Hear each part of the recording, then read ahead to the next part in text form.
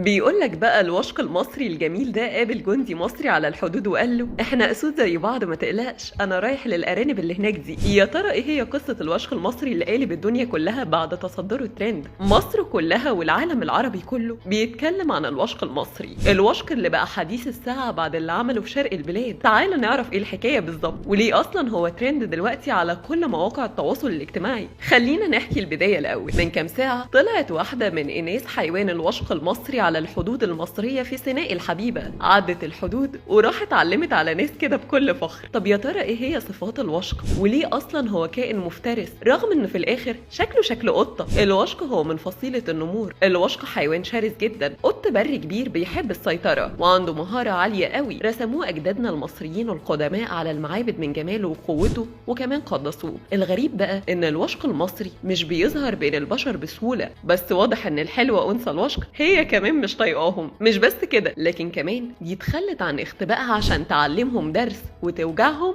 وترجع تاني. الوشق بيحب يعيش في الصحراء وبيتغذى على الارانب ويعتبر هو المراوغ الافضل في الحيوانات. طب يا ترى بينتمي لاي سلاله من السلالات؟ هو قط بري متوسط الحجم، ينتمي الى عائله السونيريات ويشتهر بسرعته العاليه التي تصل الى 80 كيلومترا في الساعه، بالاضافه الى قدرته الكبيره على القفز لمسافات طويله تصل الى 3 امتار. وخليني اقول لك بقى ان ده بيخليه احد ابرع الصيادين في المملكه الحيوانيه. يتراوح طول الوشق المصري بين 60 و 130 سنتيمترات، ويتراوح وزنه بين 11 و 18 كيلوغرام، وهو قادر على اصطياد فريسته بدقه متناهيه حيث يهاجم الطيور اثناء طيرانها، كما يستطيع اصطياد الارانب والقوارض والغزلان الصغيره بسهوله تامه. وكتير بيخلط بين الوشق المصري وقط ناق الارض، لكن في فروق بينهم كبيره، زي مثلا ان الوشق المصري يمتلك اذنين طويلتين ومدببتين مع خصله سوداء في طرف كل أذن، بينما ناق الأرض لديه آذان أصغر وأقصر. يمتلك الوشق المصري جسما أكثر رشاقة وقوة عضلية واضحة، مما يمنحه قدرة أكبر على القفز والصيد بمهارة أعلى. لون فراء الوشق المصري يميل إلى الرملي أو البني المائل للإحمرار، في حين أن عناق الأرض يميل إلى اللون البرتقالي المائل إلى البني الفاتح.